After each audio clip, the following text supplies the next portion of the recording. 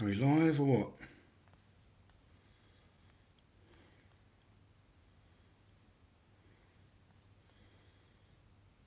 Are we live?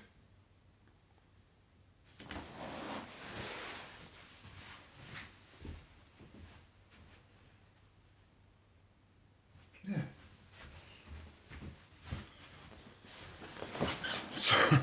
Sorry about that, guys. It took a little while for my laptop to catch up.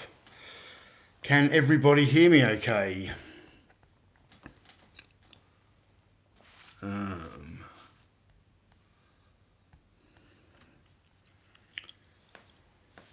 Keith Holmesley, good to see you. Chris Mewa from the Patreon, how are you doing? Gary's Action Man channel, George Aitken. Yep, audio's good, awesome. All right, yeah, sorry about that, guys. I thought I'd gone live and my computer was struggling to keep up, but we're all here now. So you'll notice that I am down in the studio and not in the toy room, and that's because the toy room is right outside our bedroom, and it is 4:30 a.m. here in Australia. I decided very, very last minute that I wanted to do a quick live stream, and often when I do the live streams, I've mentioned this many times before that people in the UK and Europe, it's really late for them. Anyway, you may have noticed if you follow us on Facebook or whatever that we got a new kitten yesterday, which I have named Prince Harry. So we now have the older girl called Curly.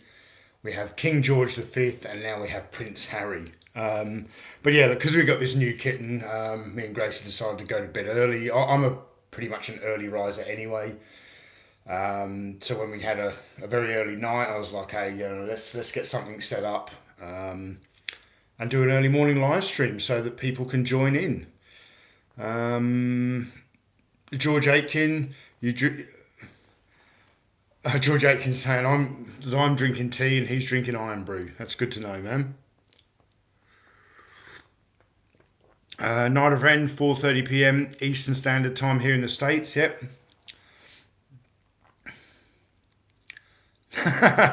Retro Blasting says, "What's this all about? Never seen this channel before. Looks cool." Thanks, man. Yeah, it's 4:30 in the morning, but as I said, I'm normally up around this. So I got up at 3:30 this morning, which I don't normally get up that early. But even on the weekends, I'm normally up and about by 4:30, 5 o'clock. I'm a strange cat sometimes. Brickman 2, it's good to see you. He says perfect timing for a live stream. Awesome. Timothy Ward, is he in the chat? I hope so. I hope you are, Tim. Apologies, mate. I actually meant to message you last night because I sort of announced this live stream quite late and I wasn't sure if you're going to be able to make it. But if you're here, I'm very happy about that. Vintage Toy Rush. I'm never up at 4:30 a.m. Yeah, but the early bird catches the worm. So,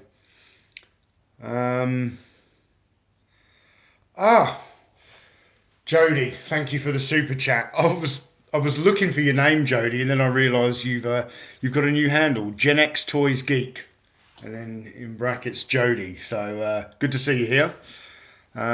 Awesome, Tim. Glad you could make it. Stuart Edmonds says, who you got, Tony Ferguson or Justin Gagey? He's for those of you who don't know about UFC, we're going to have a UFC live event tomorrow. Pretty much, it starts in about 24 hours time.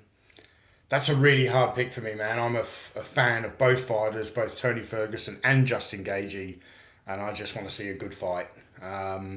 I think a part of me wants Justin Gagey to win, but I would not be disappointed if Tony Ferguson won either. And I really can't predict it. I haven't looked at betting odds or anything like that.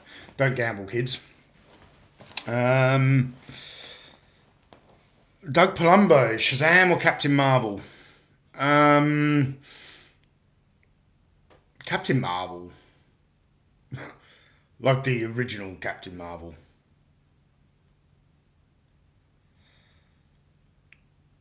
Retro Blasting, thank you for the super chat. for that bet I lost. Never said I'd back out on my promises. I don't know what you mean, man. What did we have a bet?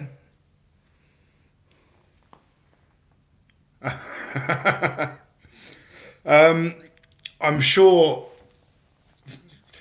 it seems to be the people who watch the live streams are, you know, are the hardcore audience of any channel, and I really appreciate you all being here. So I'm sure that anyone who's watching this live stream is already aware, but I want to very proudly announce that my recent collaboration with the Retro Blasting team for Star Wars Follies 17 went live on YouTube a couple of hours ago, and I'm very pleased to say that the video is doing really well, being really well received. I was almost a bit late because I was reading through all the comments and that. So George Aitken says Michael sounded more like Mike Dundee in that intro. He does a good Aussie accent, but I actually think he got like my speech pattern right. You know, the accent might not have been quite there because I think my accent would be very hard to imitate because it's so confused. But the actual speech pattern that I use when I'm recording voiceover and stuff for narration and talking to the camera, I thought Michael got that spot on, and it not only made me laugh, Gracie cracked up when she saw it. So,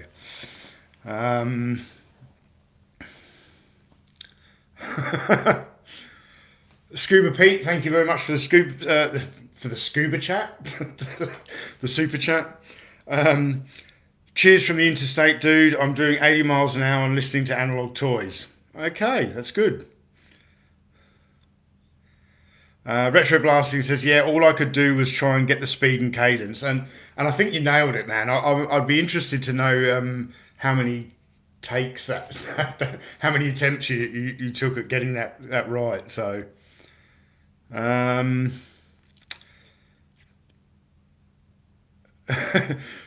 Jody's lecturing Scuba Pete here, saying he's not supposed to be texting while driving.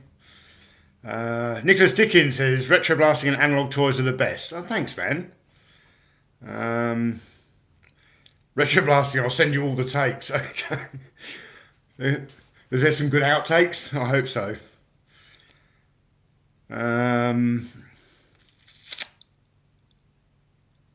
George Aitken, hope you're not doing it on a motorcycle or doing a wheelie scuba. Yeah. Yeah, so I thought I would do this impromptu live stream. I've got a little bit of mail. I was really hoping that there would be a box from Retro Blasting, but unfortunately, Michael, it has not arrived yet. I did check the post office yesterday afternoon. I've got 3 bits of mail here. 2 of them are just stuff that I bought myself. It's not mystery boxes. And I've got 1 mystery box, which is, I believe, from Jody.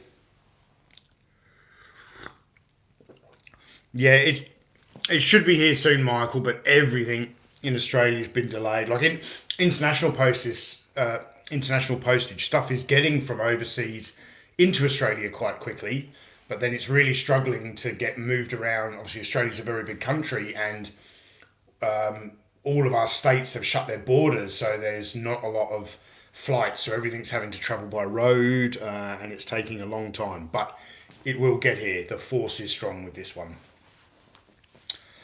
Malcar says he had the 12-inch Hulk, and so did I, and that was one of my favourites. And the reason I'm wearing my Incredible Hulk shirt is, and I need to be specific with the way I phrase this sentence, when I was a child, the Incredible Hulk was my favourite superhero, and that is largely due to the television show starring Bill Bixby, who was Bruce Banner, not David Banner, or which way, I always get them confused which way around that is. Mark Keogh says, do you take your coffee black? No, man, I drink cappuccinos, but I'm a bit of a coffee snob. I can't drink instant coffee. I have to go down to the local coffee van and see a barista. So when I'm at home, I just drink proper strong Yorkshire tea with 2 tea bags. Blue Harvest Vintage Toys, good to see you here, man. I was just talking to Jody about you guys yesterday. I need to find some time to check out your channel because he recommends it. So, Rockin' Billy Boy, thank you very much for the super chat. Love your channel, Tony. Keep up the great work. That's much appreciated, man. Yeah, everyone's saying David Banner. Yeah, I don't know why they did that. I don't know why they changed the name Bruce Banner to David Banner for the TV show. But there you go. I always refer to it as Bill Bixby after the actor anyway. But yeah, I was that show I believe was first aired before I was born, but it was very popular in the UK and it was still showing, still airing in syndication on TV. So I would watch The Incredible Hulk quite a lot, and probably of all the different Mego superheroes, I do have a bit of a fascination with The Incredible Hulk. I have a number of them. So we have the 12-inch Incredible Hulk here. Yes, he is missing the lab coat, but I don't mind. Because it wasn't actually until later on in life when I became a collector that I realised he was supposed to come with a lab coat, because obviously the one I had when I was a kid, I either discarded it very quickly or I got given a second-hand one that never had the lab coat. I don't know. But yeah, so when it comes to the Incredible Hulk, the Incredible Hulk of all the Mego superheroes is actually, in my experience anyway, is the one that actually has the joints break the easiest. This one here has had a repair to one of his knee joints. We've then got the window boxed Incredible Hulk, and an elbow joint is broken off on that one. I love these Mego boxes, man. Got some nice artwork of the Hulk on the back there. One thing I really like about the way Mego did the toy packaging for these is with the logos, they really did take the time and effort to copy the way the logos were drawn in the comic books. So we're not going to go through these toys in any particular order. I suppose I'll just start off by talking about the Hulk because he's my favourite. So I've got a loose, supposed to be 8-inch Hulk, but weirdly, look at this. The Hulk is smaller than Iron Man. I've never understood why Mego did that. Jody's saying he loves the Star Trek Megos. Yeah, Jody, and I want to do a live stream. I didn't want to make this live stream just Mego because the subject is far too big. So I thought I would kick it off with the superheroes. But I would like to do a Star Trek Mego live stream as well. So yeah, maybe I'll put that on the poll for the next live stream, and then you can vote on it on the Patreon page. Brickman2 says a lot of that coloured plastic didn't hold up well. Hulks, Andorians, Keepers all have problems. Yeah, the Human Torch I've got here in the card, his a lot of Mego figures, their faces, the plastic changed colour or didn't hold the colour very well and they went grey. Particularly the Fantastic Four figures on Mr. Fantastic. The Human Torch here, he didn't quite go grey, but he basically, instead of having like that orange fire head sculpt, it's now gone, or sorry, that red fire head sculpt, it's now gone a little bit orange. So, but yeah, in my Hulk collection, as I said, I've got the loose. It says it's an 8-inch action figure. He's actually about 7 inches.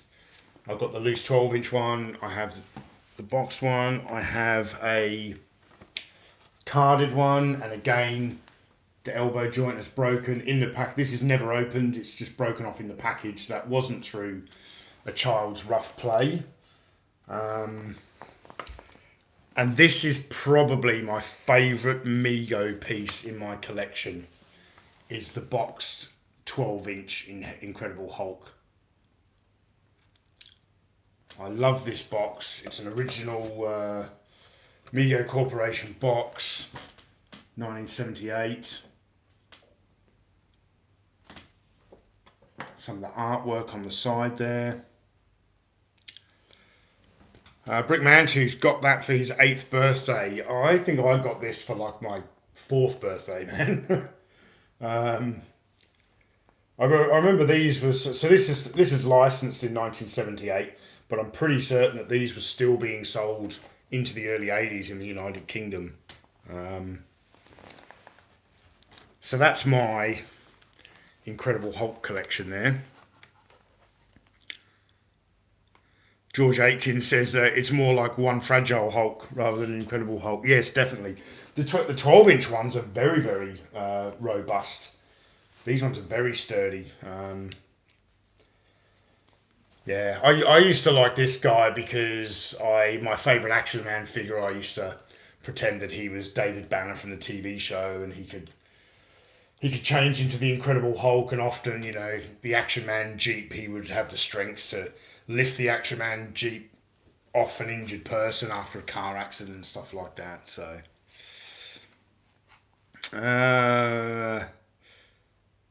Keith Holmesley, Hulk versus Hulk Hogan. I don't collect any wrestling toys. I don't think I ever will. Wrestling is not my thing. Let's keep the Hulk up here.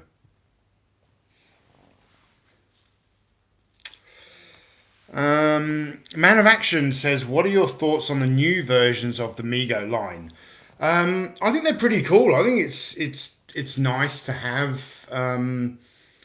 It's nice to see Mego back in toy stores. Apparently, they're available here in Big W. Big W is kind of like, I think it's a bit like a Walmart. Unfortunately, there isn't a Big W where I live. But I don't think I would collect many of them anyway. I do have one. The Romulan from Star Trek in my collection is actually a modern Mego reproduction. I think it's awesome that they're back in toy stores. I like the fact that they've done some of the original figures, but then also, like, certainly with the Star Trek line, that they've taken the original figures and given them some new outfits as well. I think that's really cool. And they're very, very reasonably priced. You can pick them up quite cheaply here in Australia. I assume it's the same in the States. So, I had a...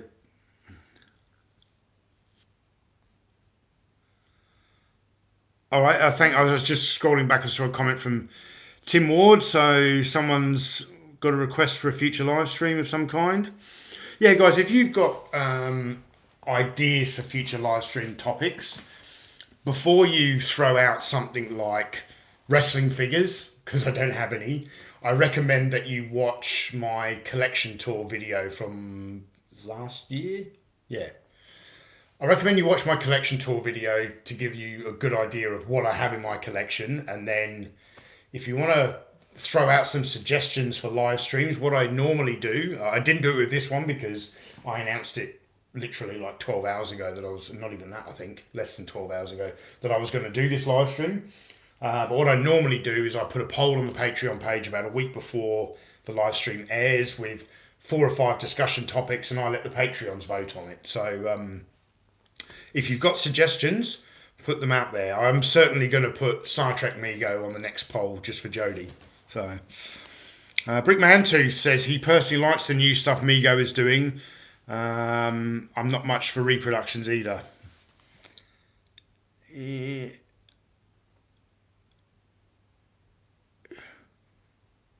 George Aitken, vintage Star Wars sounds good. Yeah, vintage Star Wars would be a good live stream, but again, that's a very big topic like Mego. So I think perhaps with Star Wars, because we got to milk it a little bit. You guys want more than one live stream about Star Wars, eh? So maybe we could do a Star Wars live stream. And when I say that's because I don't tend to often say A New Hope. To me, the movies are Star Wars, Empire Strikes Back, and Return of the Jedi. So we could do a Star Wars live stream one week, and then maybe a week or two later we could do an Empire live stream, and then we could do a Jedi live stream. That's not a bad idea, actually. Maybe we'll do a series of 3 live streams like that or something.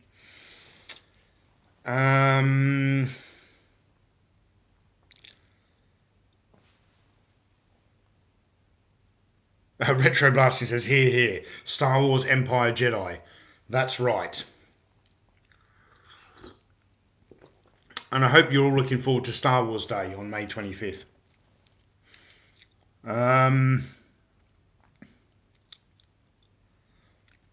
Who would win, Hulk or Darth Vader? Oh, Oh, that's hard to say, man. Look, I think the more interesting question is who would win, my Hulk or Broken Vader?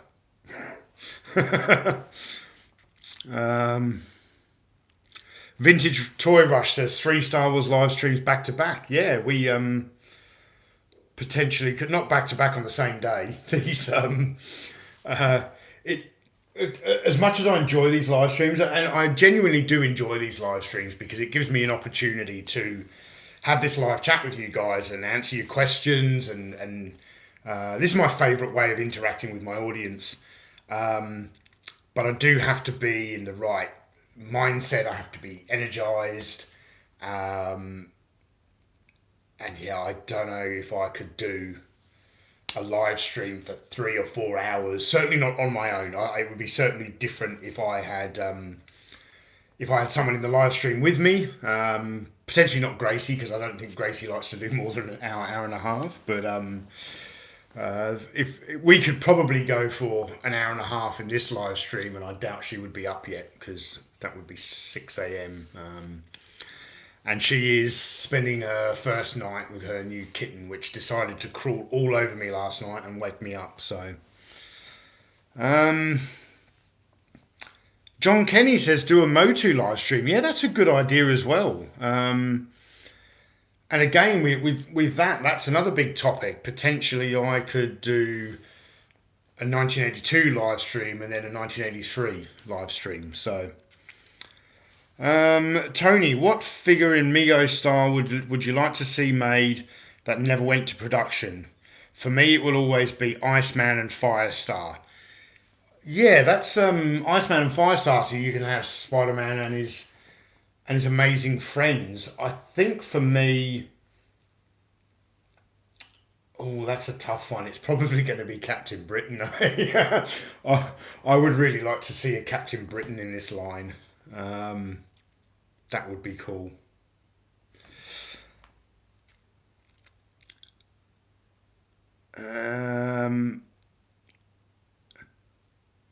The Rocketeer says do a Transformers live stream.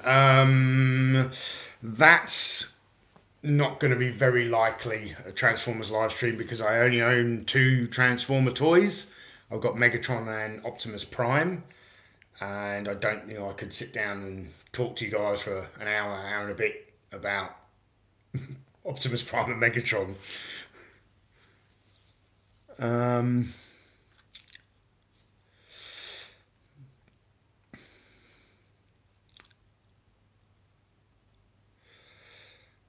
Brick Mantu says he gets why I picked Captain Britain. He made a 8-inch Captain Canuck doll here in Canada. Is that how you pronounce that, Canuck? I know that's like a nickname for Canadians. I'm not too familiar with it, but is that actually a real character, Brian? Is it a real character? Analog Toys, do you have the small plastic Mego toys, Cap, Spider, etc.? No, I don't have any of the comic action heroes or the pocket heroes. My Mego, certainly with the superheroes, it just extends to the 8-inch, and then obviously I've got these 2 12-inch figures here. I did used to have a boxed 12-inch Batman and Spider-Man, but I traded those last year. I wanted them loose anyway, and these were not only in the box, but they were mint unopened, so I didn't want to break them out of mint packaging. So I will eventually, I would really like to acquire all of the 12-inch ones. Batman, I'd like to get the magnetic Batman and Robin. I would love to get the magnetic Batman and Robin. I'd like to get the 12-inch Spider-Man. I would like to get the 12-inch Captain America, but for anyone who's familiar with that figure, I don't know why his head is so bulbous. Keith Holmesley, are you talking about doing a live stream about Luke Bespin? Jody, thank you very much for the super chat, my man. Much appreciated. Knights of Old says Analog Toys. Were the bigger ones the ones with the pull cord thing? Yes, some of them were, some of them weren't. They depend what packaging it came in. I don't remember. I don't think in the UK I think that it was called flyaway action. So I think originally when Mego would bring these figures out, and Brian, please, you're the expert here. Jump in and correct me if I'm wrong, because I'm not 100%. But I believe the original 12-inch Spider-Man originally just came out as the Spider-Man figure. Then they would introduce I think they released it a couple of years later with the flyaway action with the pull cord string.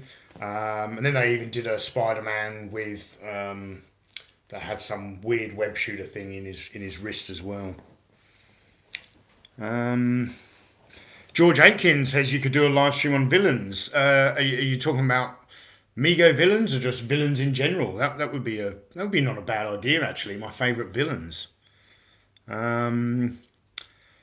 Yes, Brickman2 says the 12-inch Heroes launched in Canada and Europe first. Ah, interesting. Interesting. Canada and Europe first, yeah. I think that would make sense, yeah. Analog Toys. I'd love to get the UK perspective of the Shogun Warriors line from around the same time period. I was never familiar with Shogun Warriors when I was growing up. I really didn't probably become familiar with Shogun Warriors until about 10 years ago. That's not to say that they weren't sold in the UK, they just never cropped up on my radar. Ming the Merciless, yeah, so Mego did do Flash Gordon toys, and that's a lot. They're a bit bigger. They are about 10-inch. Anyone who's seen the Dennis Fisher, like Tom Baker Doctor Who, Mego, the Flash Gordon figures that they did, which were some of the best figures they ever did. Flash Gordon, Dale Arden, Dr. Zarkov and Ming the Merciless, they were 10-inch, so kind of in between these two scales that we've got here. So Brian is saying that flyaway action was a running change, so it was stickered on the boxes. It was used to compete with the Energized Heroes. Yeah, I didn't know about the Energized Heroes connection, but that's what I thought. I thought the original figures were just just the articulated figure sold in a box, and then they added in the flyaway action. I actually have a Remco Energized Spider-Man. I probably should have brought it down here, but I forgot. So, Wells by lunchtime. Do you play with Aquaman in the bath? I don't remember the last time I had a bath, and that's not that I'm unhygienic. I shower. I think the fact that my wife has turned our bath at the moment into it's got the new kiddie litter and stuff in there. I don't think the bath's going to be getting used for a long time. Analog Toys, was ROM part of that line? No, ROM was not part of that line. And actually, I do plan on doing a video pretty soon about the ROM action figure, which was sold by Parker Brothers in the United States as a standalone figure. And then when it was brought into the UK by Palatoy, because they had a connection with Parker, they decided it made perfect sense to introduce it into the Action Man Space Rangers. So you will find out a lot more about ROM when I do that video, which I do think will be pretty soon. I'm pretty keen to get a ROM video done. Nicholas Dickens, for me, the 8-inch Tom Baker Doctor Who was the best ever Mego doll as a lifelong Whovian. Yes, it was that, and that's something I would really like to collect. That whole Doctor Who line. I'm not a massive Doctor Who fan. Like I watched Doctor Who when I was growing up, but when I was very, very young, even like the old black and white movies, but Tom Baker was my Doctor. If I was ever to do a Doctor Who video on this channel, for me it would have to be about the Dennis Fisher line. However, Doctor Who himself isn't too difficult to get a hold of, but some of the other figures, the giant robot, the Cyberman, K9, can be extremely pricey and very hard to get. So, Anthony Whitehead, thank you very much for the Superman. The Superman. The super chat. I have an extra Mego Fonzie if you want it. Funny story about Mego Fonzie. Well, not a funny story, actually. It's a story that kind of annoys me a little bit. I managed to win a carded Mego Fonzie a number of years ago. This is probably about 5 years ago now. It was before I was living in Headland. I won this carded Mego Fonzie on an eBay auction from the States. Got it for a bargain price, like $40 carded, really nice card. And it never turned up. And I can't remember what happened at the time. I think I had to go away for work somewhere. The seller was, this was Australia Post or some postal services fault. Not the seller. This was a very reputable seller. You know, when you have feedback, 22,000 transactions and 100% feedback, you're a good seller. And I think what happened here is, with eBay, you've got to wait a certain amount of time before you can file a claim. But then also, if you don't file it by another extended period of time, you can't claim anymore. I think what happened, I went away to work somewhere, expecting that it would turn up before I got back. And by the time I got back, the time frame had expired and I couldn't file a claim. But there you go. It wasn't a massive amount of money, but... Knights of Old says, Analog Toys, little known fact, the debut ROM comic book #1 cover was done by the artist Frank Miller. That is a little known fact, but I was aware of that because I've been researching ROM the last week or so for the video. But I didn't know that before last week, so... Timothy Ward says, Little Timmy loved Fonzie, T-shirts, hats, etc. We all love Fonzie, man. We all love Fonzie back in the day.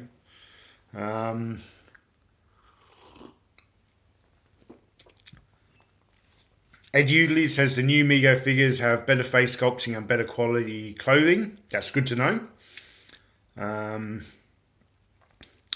Byron Anderson is asking if I've got the Mego Batcave. No, I don't. I would like to do some more Mego videos. One of which I would like to do would be to just focus on Batman, the 8-inch Batman stuff. But I don't have it all yet. So... You can see here, hopefully you can see I've got Joker, Riddler, Batman, Robin. I have the Penguin. This is not a sealed box, so I'm happy to take him out and use him for videos. I don't know if there's any other Batman characters I'm missing. But certainly it's when it... Oh, yes, obviously Batgirl. I don't have Batgirl. Brian, if I ever need any help, let me know. Thanks, man. That's much appreciated. I would love to do a Batman video one day, and perhaps we could even collaborate on that video. But I would not want to do that video without at least having the Batgirl. I would like to have the Batcycle. I would like to have the Batcave. Probably the Batcopter. I could probably get away with doing the video without the Wayne Foundation playset because not only is that exceedingly rare and very expensive, but also just due to the sheer size, I don't think I would acquire that. If I was going to get a toy that big and display it in my collection, it would probably be the G.I. Joe flag. So, George Alexander says no Shazam. Whoops. Yeah, man, we've got Shazam. There's Shazam. The Batmobile just took a tumble. Yeah, so I do have the Batmobile with a Batman figure in there. Brick Mantooth says he hasn't set up his Wayne Foundation in 20 years. Maybe you need to do a video on that, Brian. It would be good fun getting that out and setting it all up. It's big though. It's a massive playset. Massive. So I have a... This is not my favourite character. Probably my all-time favourite character actually is Batman. When I was a kid, it was the Incredible Hulk. And if you are to ask me my favourite character from the Marvel MCU, because that's very specific to the MCU, it's Captain America. But my favourite Mego action figure would have to be the removable cow Batman. I just think it's gorgeous. The cow is just beautifully designed. Byron Anderson says, Analog Toys, maybe you could do a real Ghostbusters live stream. I would love to, but that would be a difficult live stream as well because I only have Peter Venkman. So that's going to be a live stream with one figure on the table. Not something I can certainly talk about for an hour. However, I am kind of I'm keeping an eye out for Ghostbusters toys. George Aitken, Michael is doing Michael at Retro Blasting is doing a Ghostbusters live stream tomorrow. Yes, and I really hope that the next live stream is his World War II movies because I'm very interested to see his picks for his favourite World War II movies, and hopefully he squeezes Band of Brothers in there and talks about that. Captain Action did one of the Lone Ranger. Yes, they did. I've done a whole video on the history of Lone Ranger toys. I talk about the Captain Action stuff in that. Stephen McGlade, do you have a Jet Jungle figure? He was released in South Africa.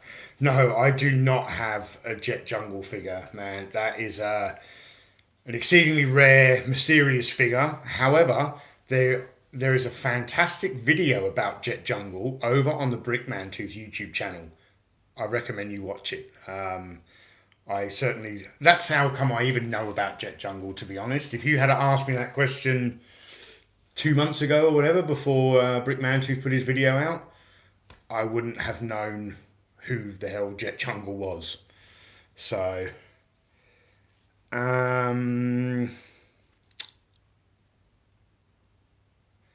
Werewolf by Lunchtime says, do you have a name for the new cat yet? Yes, we have, or I have named him Prince Harry. So we have Curly, King George V, and now Prince Harry. And they haven't met each other yet. Prince Harry is now living in our bedroom's right up above this room. We've got the bedroom and the ensuite. So the kitten is basically going to live in there. We're feeding the other two cats, putting their food near the door. So they have to come up and get used to the scent, and we'll probably give it at least a few days before we introduce them to each other. I don't want any cat fights in the house.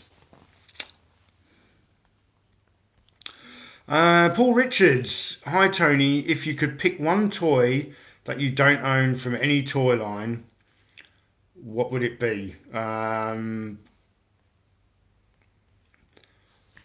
Well, I've got the Action Force Z-Force Command Center, but it's incomplete. So I would have to say a complete Action Force Z-Force Command Center with the two UK exclusive figures, Gaucho and Jammer, who are repaints of Stalker and Gung-Ho. Man of Action says, I haven't seen any of you guys talk about Johnny West yet.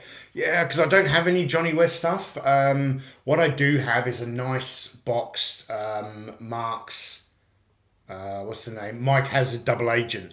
And I do plan on doing a video on that. And I will cover a bit of the history of the Mark's 12-inch figures in that video as well. So that's high up on the production schedule, man. I can't give you an exact date, but it's coming.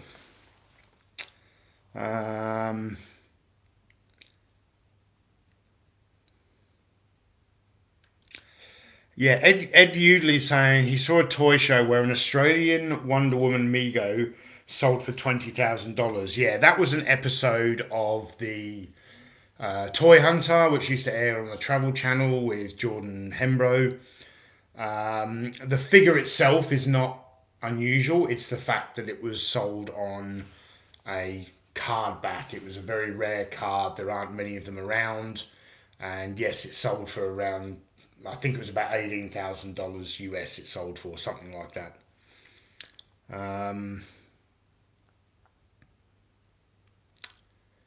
Did you read 2000 AD comics growing up in the UK? I couldn't wait for Wednesday to come. Only a little bit, man. I only dabbled with it a little bit. I'm not. I'm not a 2000 AD aficionado.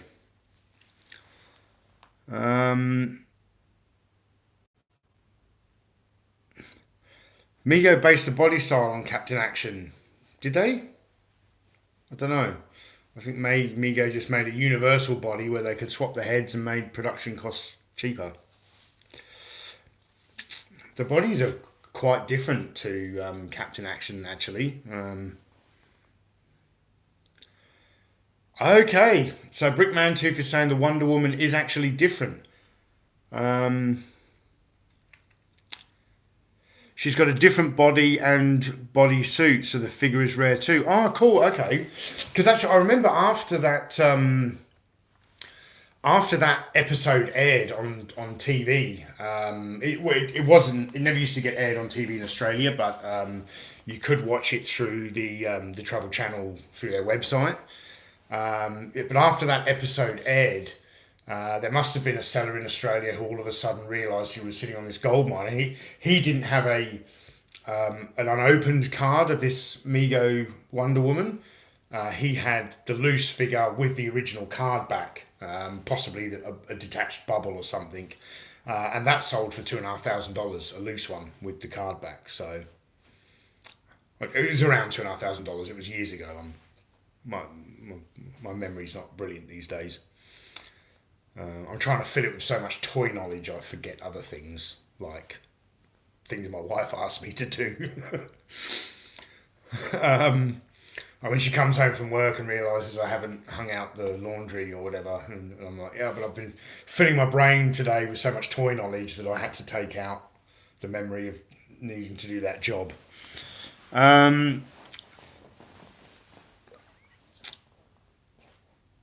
Okay, so Brickman 2's friend bought that particular piece. The eagle on her chest piece has a big eye. Okay, so there is a variation to the figure and costume. That's cool. Knights of Old, how about a Matchbox Adventure 2000 vid or a Corgi Superheroes vid?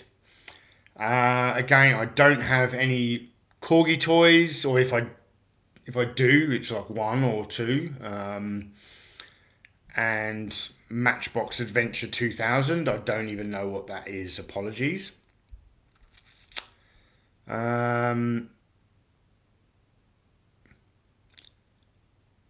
Andre says, congratulations, Tony. Great channel. Thank you very much, my man. I appreciate that. So, what else are we going to talk about this morning? For those of you who aren't aware, I'm going to move the Hulk out of the way here for a second. For those of you who aren't aware, the first 4 Mego superheroes to be released when they kicked off the world's greatest superheroes line are these guys right here. Batman and Robin, Aquaman and Superman. These are all, what are they, like, the type 1 bodies, apart from Robin. This is a type 2 Robin. I doubt I will ever acquire a vintage type 1 Robin with removable mask, exceedingly rare. So these aren't the original, like, they're not all original version 1 figures, but they are the 4 figures that they released first.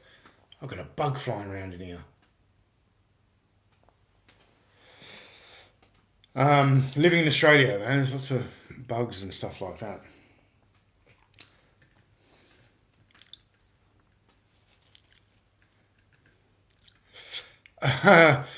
Jody, thank you for the super chat. Michael did a Tony impression. Tony, can you do a Michael impression? Jody, I don't do impressions, man. I really want to attempt it because you sent me a super chat, but honestly, I don't do I don't do impressions. I really struggle to train my voice to just do narration because I have to sort of when you've for those of you who've never made YouTube videos and done narration, like trying to read off a bit of paper when you do narration, and then you listen to it back, it sounds terrible. You've got to put a lot of energy into your voice when people don't see your face on camera and stuff. And yeah, I've spent. There's that bug. See if I can kill a bug on a live stream. Tony, can you just do an American accent? No, I can't even do an American accent. It's something I've never practiced, and I don't want it to sound terrible. So, yeah, Jodie always found the oven mitt gloves on Migos to be funny. I think when I was a kid, the gloves would disappear pretty quickly. Knights of Old, Analog Toys, were you getting these as a kid? If so, what year were you born? So we can get a better idea of the times. Oh, that's the year I was born, which is not a secret. I was born in 1977. And I had an 8-inch Spider-Man, I had an 8-inch Batman, and I think that was it. And then in the 12-inch, I had Superman and the Hulk.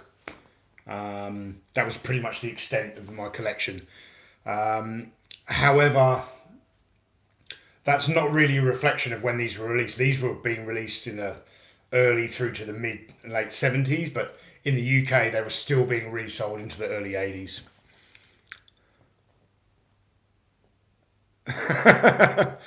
Retro Blasting says, Broken Vader believes everyone should just stick with their own voices. It's a real argument between him and myself.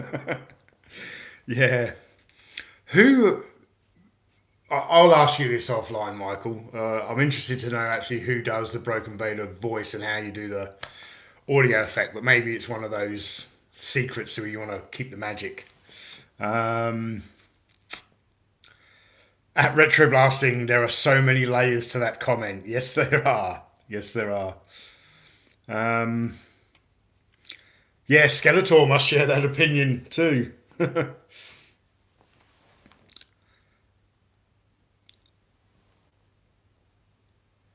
Ed Hughley says he beat me by 6 years. He had the 74 Spider-Man. That's cool. So I really got into collecting. I started collecting Megos probably only about 8 years ago. I don't have a huge collection of Mego. I have some repro parts in here and there. But one thing I really wanted to do when I started collecting them was to get the core group of the Avengers that they made. So Captain America, Iron Man, Thor, which is it's a very nice figure. It's very striking. It looks great on display. I'm not against the rooted hair. What I do dislike is the fact that the rooted hair makes it very difficult for his helmet to stay on. I've got the Falcon. We have Spider-Man. And even though I have the small Hulk, when I like to display my Mego Avengers, and that's probably a video I'm probably going to do, my Mego Avengers. Because I think these were all the characters that Mego made that have appeared in the MCU, in the Avengers. Because they didn't make an Ant-Man or a Black Widow or a Hawkeye. But I like to put the large Hulk with him because it just looks better.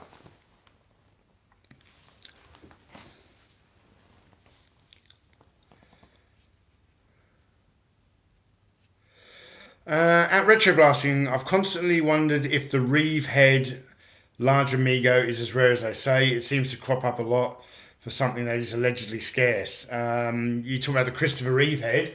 I think they are just as common as this version here. yeah, I think they've turned up a lot. Maybe there is some side kind of a.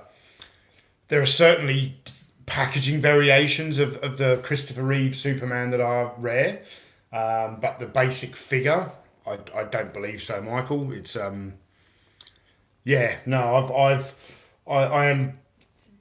I think they're equally common. I don't think either one is rarer than the other. I've come across both. So, um,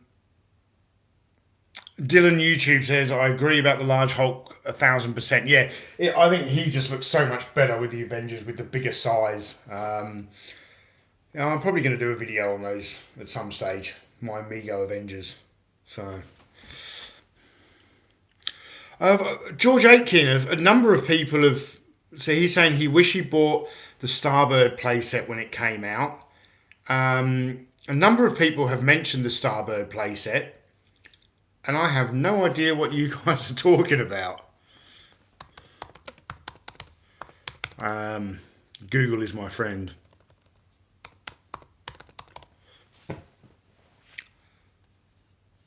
Yes, I am. I am aware of the Starbird playset.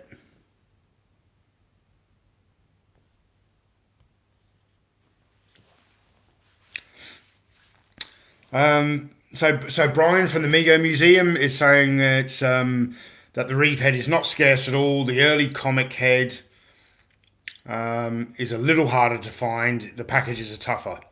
Okay, yeah, but I still don't think this particular figure is difficult to find. And as he said, there are packaging variations which I mean, that's just Mego as a whole.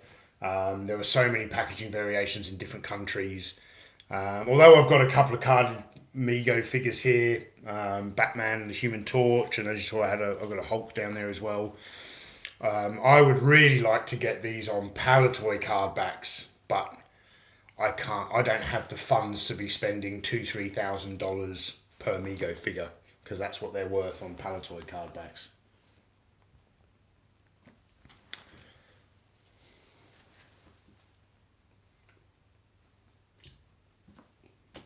But I do.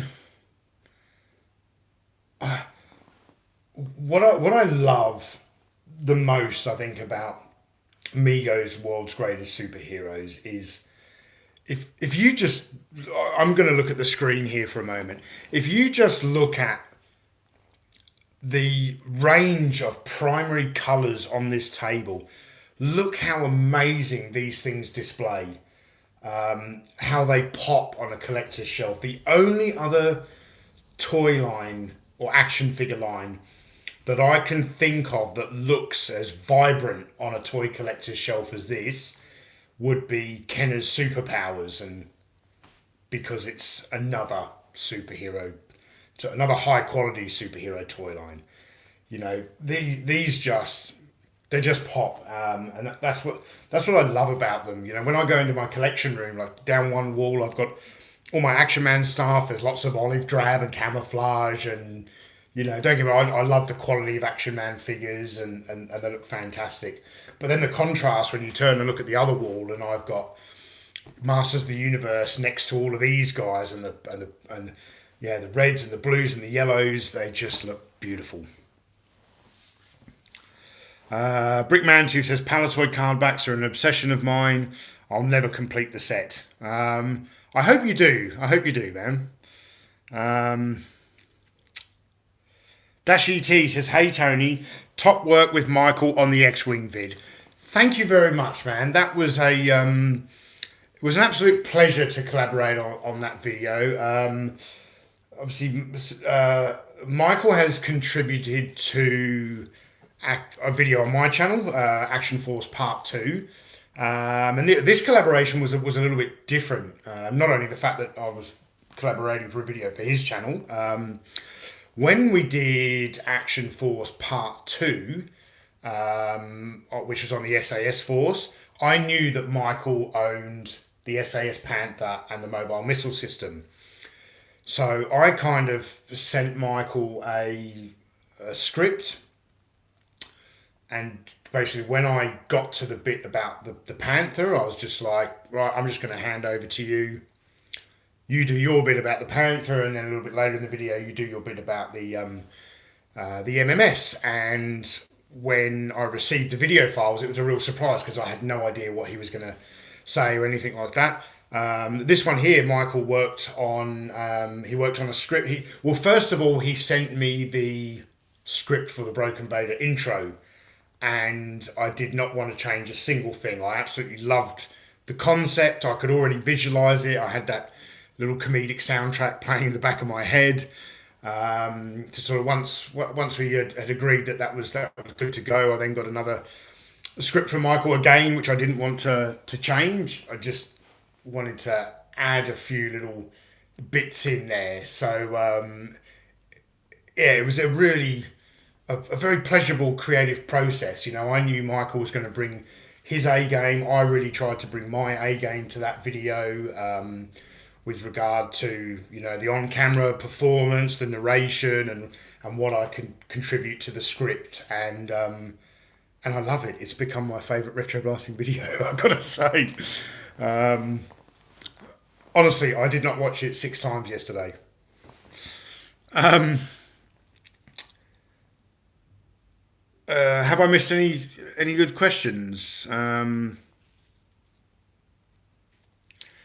Vintage Toy Rush says the Palatoy Hulk cardback art is awesome.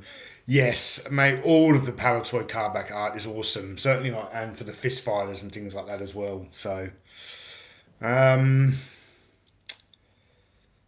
Scuba Pete, thank you very much for the super chat. The synergy you guys bring together is fantastic. Hope there are many more collaborations in the future. And yes, I'm home now, not driving. Yes, mate, I completely agree that the synergy between me and Broken Vader was excellent. I will be collaborating with Broken Vader in the future. But yeah, and Michael as well. We have very similar ideas and tastes of how videos work. I think, and there will be another collaboration soon. The next video you'll see from me will be Timothy Ward. Scuba Pete, you need to be more careful in the future. Yes, don't text and drive, Scuba Pete. You can save the super chats till when you get home.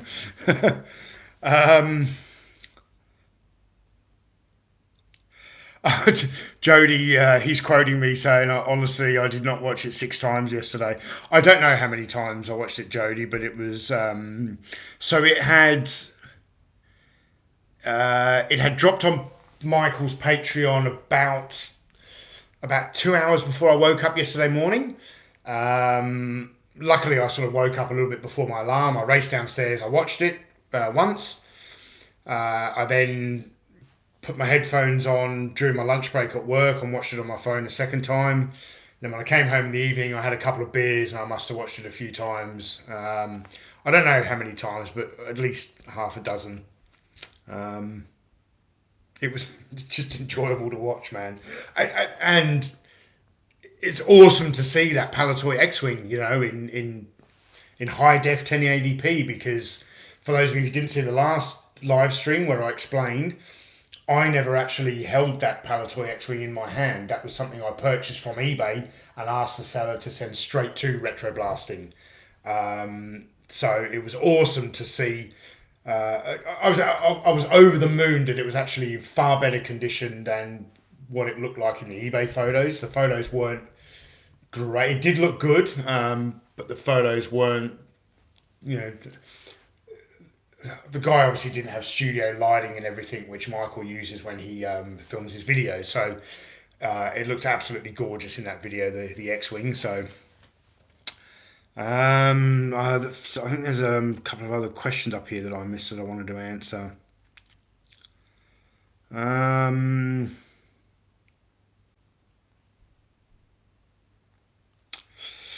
George Aitken says, are you guys going to collaborate on a Z-Force video? Well, after the SAS video, I was over the moon with Michael's contribution to that video. His segments about the Panther and the MMS were awesome, and I asked him if he would contribute to future videos, but Michael said, well, he now that we'd sort of laid the format out, where he would, in that video he sort of jumped in to talk about 2 of the specific toys. He was like, well, I can't really appear in any of the future ones because I don't have any other Action Force toys. Well, obviously since then, Michael does own the Z-Force Rapid Fire Motorcycle and Quarrel, and since then, you would all know if you watch his channel and his live streams, he's now acquired the Z-Force ATC. There are a few parts missing on that, but Michael, me and George are working on something to help you get that complete. So perhaps he will collaborate with me on the Z-Force video, and he can discuss the ATC and the Rapid Fire Motorcycle. So,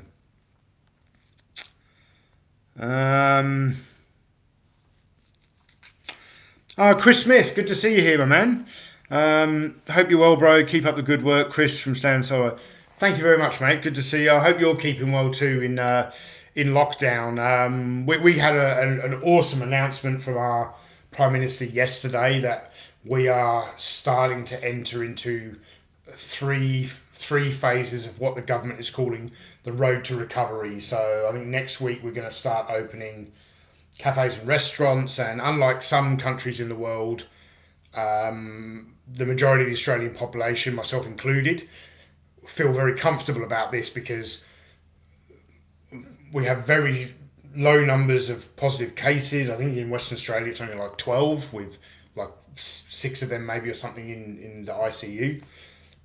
We went a whole 7 days without any new confirmed cases in this state. We had one yesterday. I don't know much about it, but yeah, we are slowly on the road to returning to normality. Not that I think life will ever go back to being exactly the same again, but I'm looking forward to community sport opening up. I want my son to get out and start playing football again and all that stuff. So I hope that what's happening in my country starts to happen in the UK and the United States and Canada and wherever else you guys are. But when the time is right, I really hope that your governments make good decisions and do not rush into anything. So,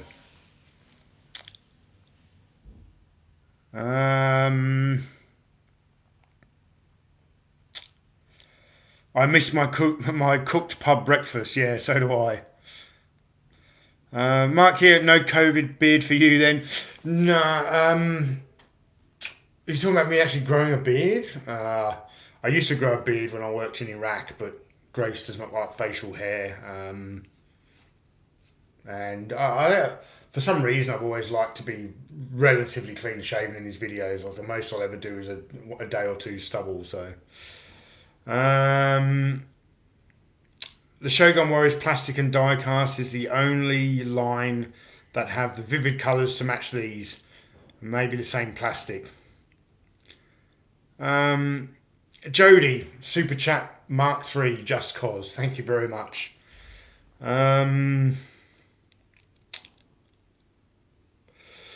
Gaz is asking, Tony, is that larger Superman based on the Christopher Reeve Superman? No, this one came out before the Superman movie. But then when the Superman movie came out, Mego, I believe they beefed up the torso of the body a bit, but they gave it a new head sculpt and put it in new packaging. So there is another 12-inch variation. Order cat, huh? Order cat. Yes. You want me to bring him in? Yeah, go on then. So guys, do you want to meet Prince Harry? That was great. I was just talking to Gracie through the door. She's just woken up. I didn't think she'd be up so early, but... Who wants to meet Prince Harry? He's 8 weeks old this coming Wednesday, so he's very, very small. Scuba Pete says, hi, Gracie. I don't know if Gracie's going to appear on camera. She's just gotten out of bed. She may just pass the cat over to me. Right, well, I need to move some of these around. This might be a long live stream because we've gone for over an hour and I've actually got a number of other things to talk about and to show you guys. So while we so as I had the aircon turned off for the audio purposes, but it's getting warm in here. Aircon is pretty quiet though. Come on, Prince Harry. I told them that you wouldn't appear on camera. Just I look like shit. There we go. Hey, hey, hey. Hi.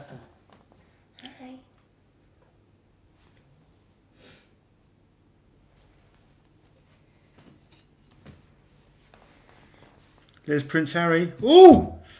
He jumped. Right, you can take him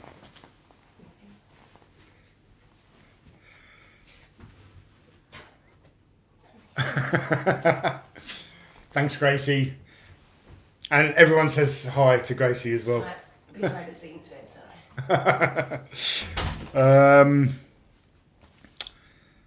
Yes, he is cute, but he's a bundle of energy. Like when the kittens are young, we're used to having King George sleep in the bedroom. I'm not a fan of it, but Gracie says if I don't want the cat sleeping in the bedroom, I can sleep in the spare room. So I have to let him sleep in the bedroom. But yeah, King George tends to sleep in the bedroom with us, and he'll go to sleep when we do. But he tends to wake up around 2 or 3 o'clock in the morning, and it'll wake me up a bit. But we've had to shut George out. As I said, we're going to give it a few days before he gets to meet Prince Harry. So Prince Harry's in the bedroom with us at the moment. And this cat sleeps for an hour, and then it wakes up for an hour, and then sleeps for an hour and wakes up for an hour. So, yeah. King Eric the Great the First, did you have the Kiss Mego figures? No, I didn't, and I potentially won't get them. I'm not a huge fan of Kiss. Nothing against people who do collect Kiss. It's just not my thing. What's your favourite Mego toy? Says Christopher Tippett.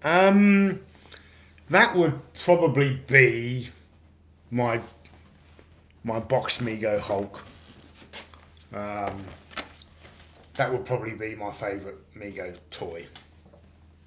I'm not saying it's the best Mego toy, just my personal favourite. Because I had it as a kid and I loved it. You know, I had that figure in that original box. Although probably the company logo was different being sold in the UK. But all right, a couple of other things I wanted to show you guys. I mean, we got Tarzan here. Showed you Shazam. We've got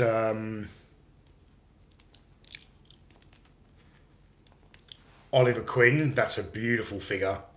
Really, really nice figure, that, the Green Arrow. Here's I don't know how rare this is, how unusual. But this is a Mego 5.5 inch tall die-cast metal Superman.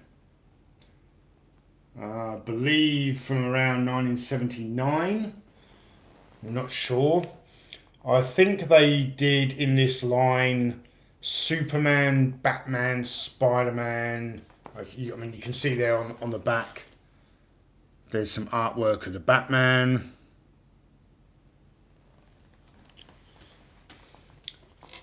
Yes, it is very, very cool. This is really heavy. This is die-cast metal.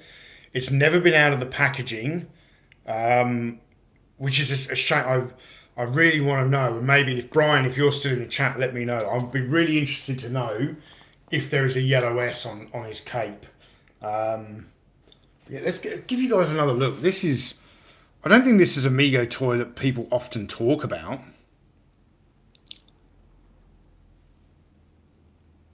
It is super cool though.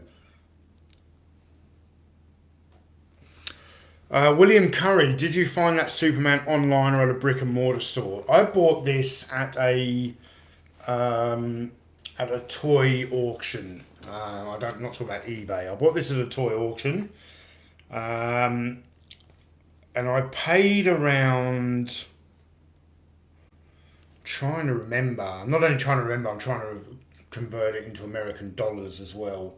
I think I paid about 160 US for this. So it was a pretty expensive purchase, but there was just something about it that I absolutely loved. So that is part of my Mego collection. Brickman 2, yeah, here's his box, okay.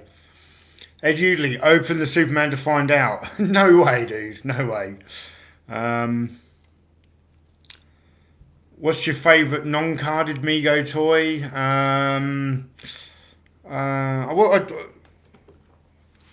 I do like the Green Arrow. The Green Arrow is a pretty cool figure. I do like Oliver Queen. I just dropped something in here. And I've got some other unusual, or one other unusual Vic to show you. Brickman says sold in the UK through pedigrees. So when these were sold in the UK, they were through pedigree, were they? Interesting. Yeah, because when Mego product was sold in the UK, it wasn't all sold through Palatoy. Like I said, the Doctor Who stuff went to Dennis Fisher. Pedigree got some stuff. As a matter of fact, I have some notes here from Sir Bob Breakin, as I like to call him, although he doesn't like me calling him Sir. In the year that Little Big Man bowed out from toy stores, Palatoy began a very successful relationship with Mego and carried on to become one of Mego's strongest partners. It began in 1975 when Palatoy licensed 2 action figure concepts from Mego. Whilst Mego would work with other UK companies such as Dennis Fisher, which was Palatoy's UK sister company, Mark's Toys, Pedigree and Burbank Toys, Palatoy would remain the most successful for its unique handling of Mego's core product line of 8-inch action figures. So there you go. Yeah, a Mego product was sold by many different toy companies within the United Kingdom. Now, this last toy I'm going to show you, technically, it is not a Mego toy. That tea's gone really cold now. It's technically not a Mego toy, but it is a Mego styled figure that was only released in Australia. And because I love Batman, I want to show you guys this. Who has seen one of these before?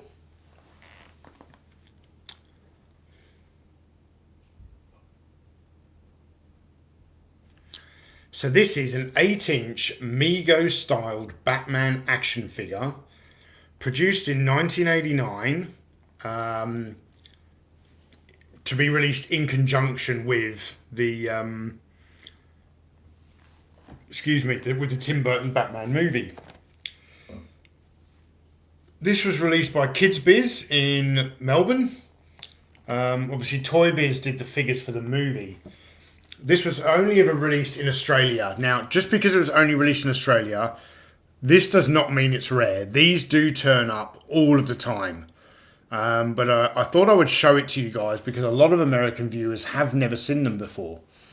You should be able to pick these up for about, like mint carded, unpunched, for about $70 Australian, which is maybe 45-50 bucks American.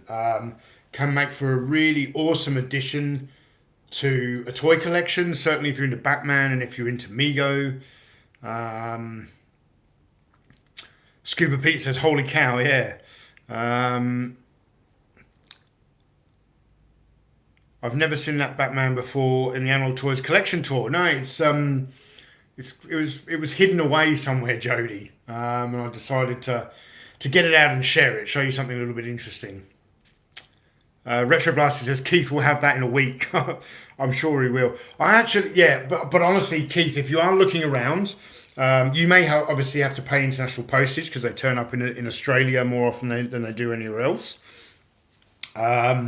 You will see some people trying to sell these for $150 Australian.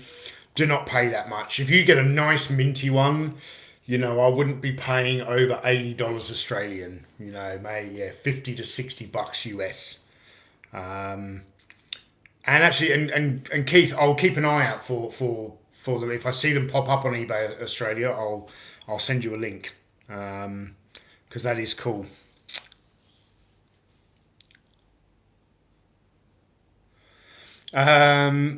So Brickman Tooth saying he was already a toy collector in 1989, and this particular toy made all the other Mego fans go mental when it was up for sale in Toy Shop magazine. I bet it did, man. I bet it did. Blue Harvest Vintage Toys has never seen it, want it now. It is really, really cool. It's very cool. I've never actually examined the figure, because I've never gotten hold of a loose one before. But I'm actually tempted to try and pick one up that's where it's sort of still sealed, but in a really badly damaged card, so I don't feel bad about ripping it off and then having a mint one. The loose ones don't turn up often, which makes me think that they're probably quite fragile. There is another country that released it. It's got a different card back that's blue. Oh, interesting. Yeah, I really like this one because it's got all the artwork from the Tim Burton movie. This is not a photograph of Michael Keaton on the front. That's actually a scanned painting that looks really, really awesome. So,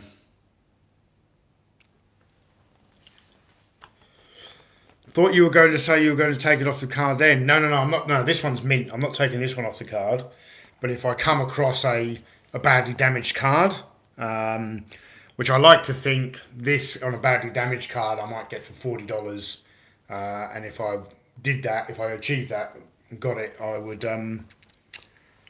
take it off the card so I can, and then potentially even do a video about it. You know, I can't do a video about that one carded figure because I can't show you guys. That would never be a huge video. That'd be like a 3-4 minute video, but I think it'd be interesting just because there's so many international viewers of the channel who would not be familiar. But certainly, I take my advice, guys. If you like that and you're going to hunt one down for your collection, some sellers will try and pitch the whole only ever released in Australia, super rare. They're not, man.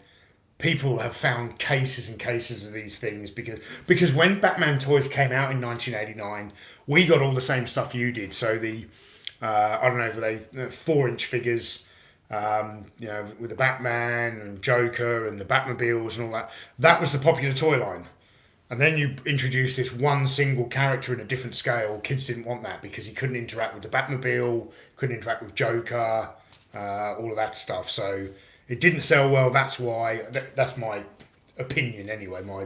My theory as to why there are so many of these available in Australia still mint on the card. Captain Beefcake, there's one on eBay UK for £40. Yeah, £40, that would really be at the top end. If it's a really mint card, I think £40 would be a pretty good price. So there you go, Keith. Jump on eBay UK and take a look at that. But certainly if you're going to pay £40, I would want it to be a perfectly mint card, man. And it displays beautifully. It usually, let's see the Joker. Yeah, I'd like it if they'd made the Joker. Oh, you mean this one? Is this what you mean? The Mego Joker, is that what you want to see? There you go. I love the face sculpt of this figure. Really, really well done. Actually, another face sculpt I really like is the Green Goblin. This is an awesome head sculpt. Alright guys, we've been going for close to an hour and a half and we've got a little bit of mail to open as well, so I'm probably going to have to move these guys out of the way, I think.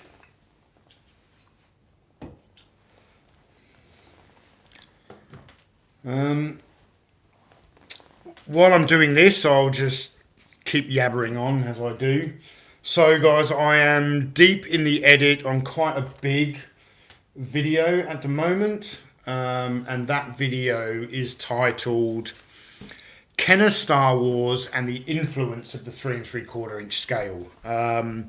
It's one of my history pieces, but it's not a history of the Star Wars 3 3/4 inch toy line. It's a history piece around how that particular toy line became the industry standard and how it affected the action figure market for a long time to come, or for decades afterwards, I should say. I'm deep in the edit on that. I've got some additional B-roll which I'll be filming today, so I'm hoping that video will be available on Patreon tomorrow sometime. Okay, as I said, these okay, I've got my knife here. All right, this is just there's two items here that have been that it's just stuff that I purchased for myself, and we've got a box here from Jody. I don't normally open my own mail on the live stream, but because I haven't received any mail for weeks and weeks, and then I got like 3 parcels in the last couple of days, I thought I'd wrap up this live stream by opening them on here. So, first of all, I probably don't need a knife for this one. Got a DVD of The Big Red One, the reconstruction.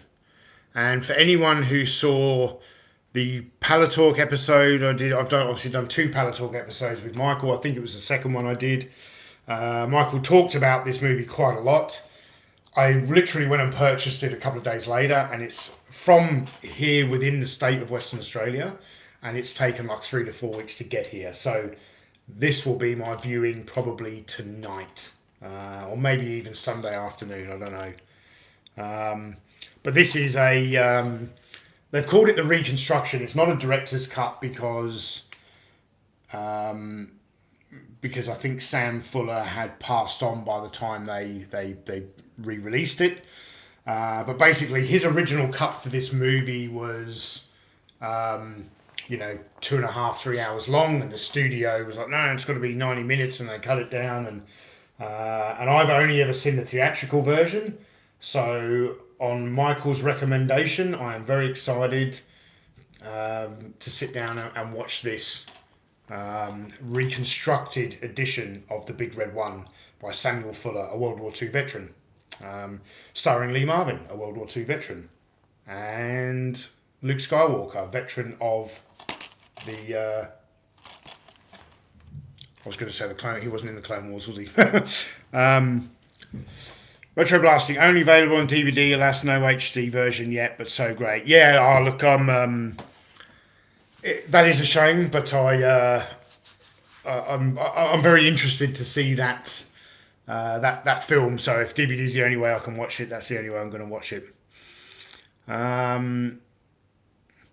Is The Big Red One the film with Mark Hamill? Yes, Luke Skywalker is in The Big Red One.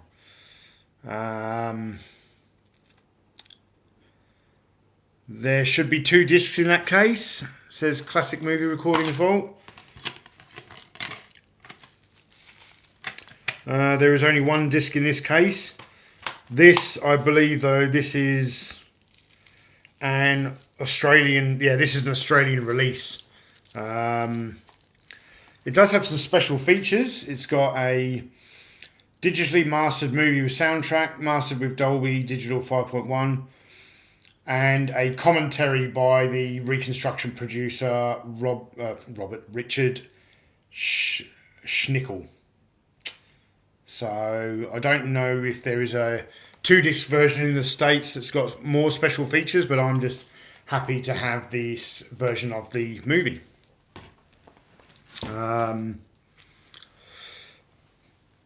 Retro Blasting says it's a totally different movie now, a masterpiece.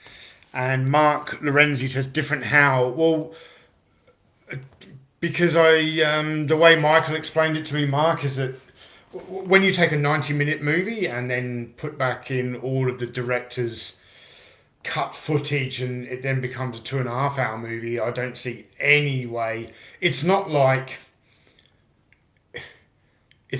George Lucas making the special editions and just adding in a terrible Jabba the Hutt scene and saying it's a totally different movie. But when you add in, almost 60 minutes of additional footage, there's no way it can be the same.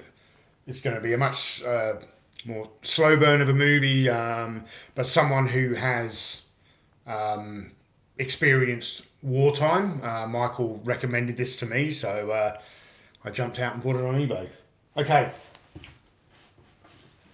I believe this is from Jody.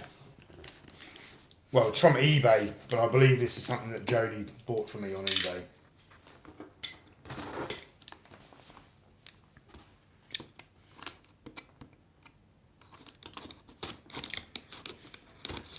While I'm getting this open, Knights of Old, how bad is the Mego melt?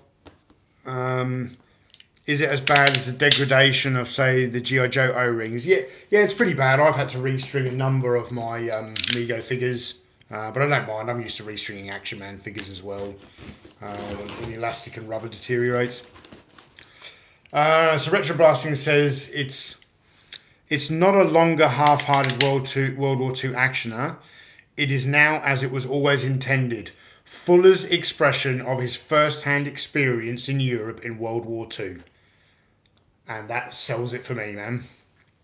With all the surreal experiences a soldier in wartime encounters, yeah. Yes, because there are some surreal experiences. Okay.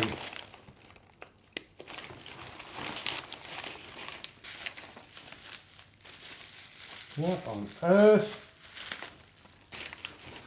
What is this, Jody?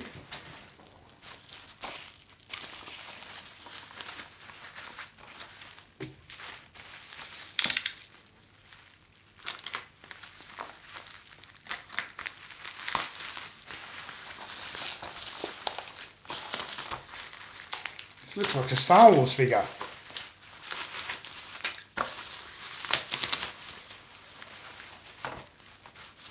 It is a Star Wars figure.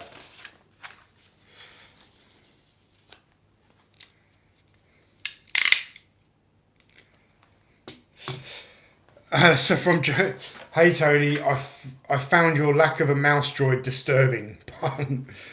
This is now remediated. Cheers, Jody. So he sent me a Death Star droid with a mouse droid. And I hope you don't mind, Jody. I'm going to crack this out of the case and put that mouse droid on my Kenner Death Star now that I've got it out on display.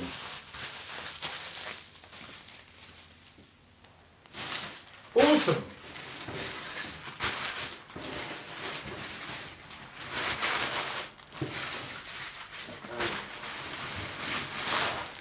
And just checking there's nothing else in the box there. And Jody, they don't trust you. Australian Customs open for inspection.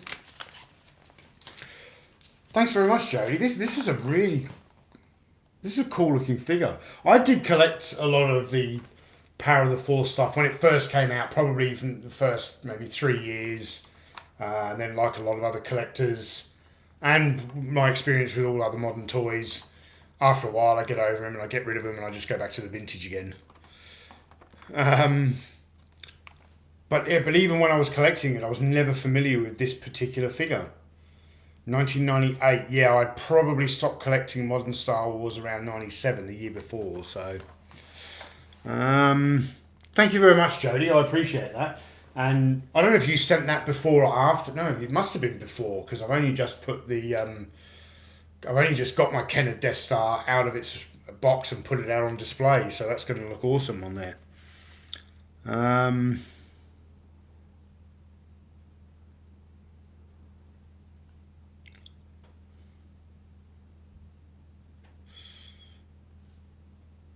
Where are we up to?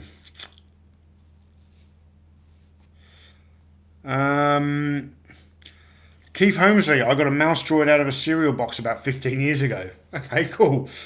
The Big Red One movie should be 162 minutes long, says Classic Movie Recordings from the Vault.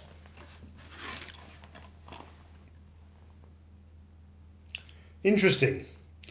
This one says approximate running time 155 minutes. I wonder if they made a different version for Australia. Would be interesting to know.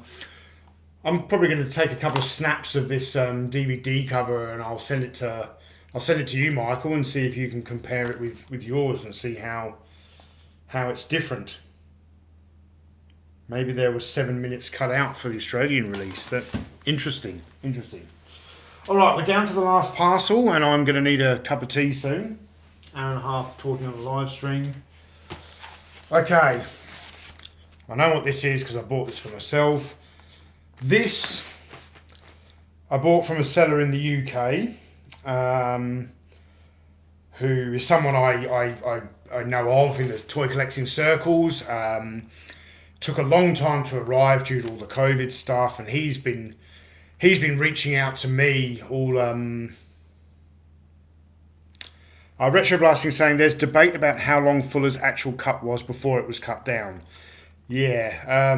What I'm interested in though, like, is the version you've got on DVD, Michael.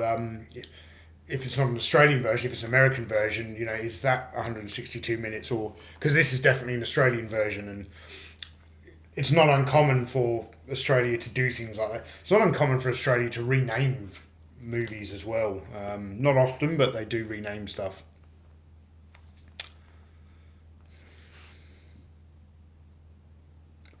Okay, so some people believe 7 minutes was truly lost.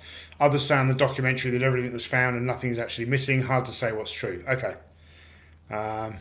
Well, I'm still looking forward to watching it, and I'll be giving you my thoughts. So I purchased this from a seller in the UK. The postage got delayed due to the coronavirus. Because I know the guy a bit, he kept messaging me on Facebook. Is it there yet? Is it there yet? It's like, no, it hasn't turned up. And he felt bad because it hadn't arrived. And I said, look, don't panic, man. It will get here when it gets here. And if it doesn't, I'm not going to blame you. He's a trusted seller. I bought some stuff from him in the past. So this is, I'm going to get this open. I think.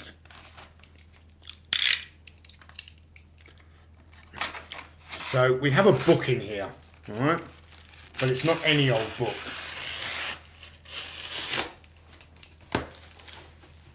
It is not any old book. It is, wow, this is a big book. The Action Force, the Palatoy Collector's Guide.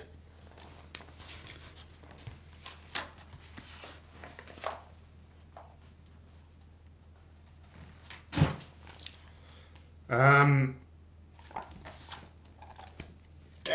man. So this book is no longer in print, unfortunately. It's not available for sale. I think to get this book, you need to sort of keep an eye out on eBay, and you're probably going to pay a premium on the secondary market, a lot like you do with Action Man collectible guides.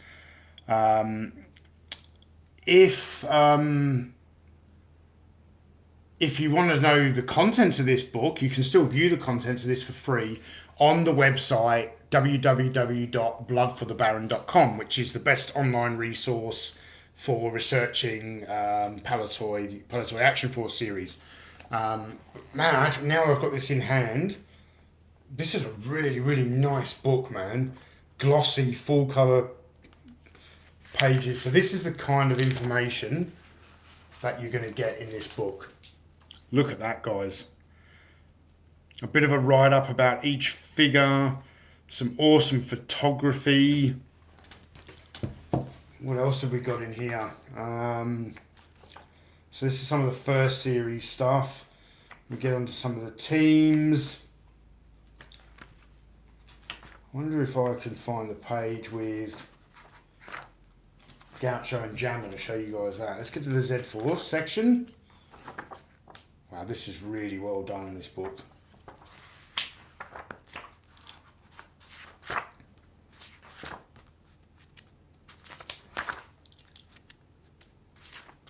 What section am I in here? I'm in the German section here. German variation section.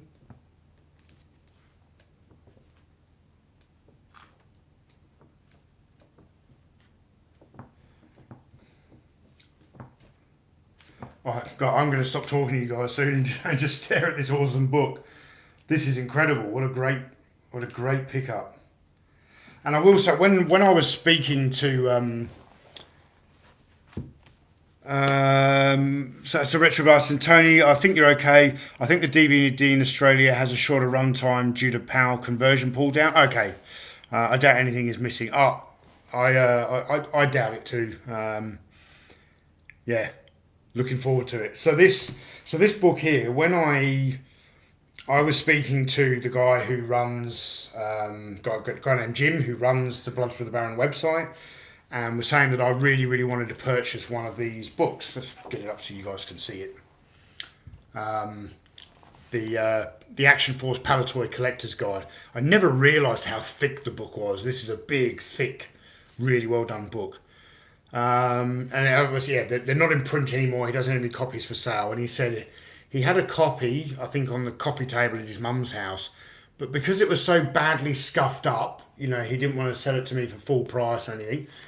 Does this look badly scuffed up to you guys? Like there's a couple of there's a slight crease here. Now, all of my collector books are mint when I get them and end up looking like this anyway because I've done through them so much. So this is really cool. So definitely check out the web. You can go on the website and you can actually look right through this book. So you'll see there, like the Cobra Officer that they recoloured for the SAS series. I think they called the figure Hunter. An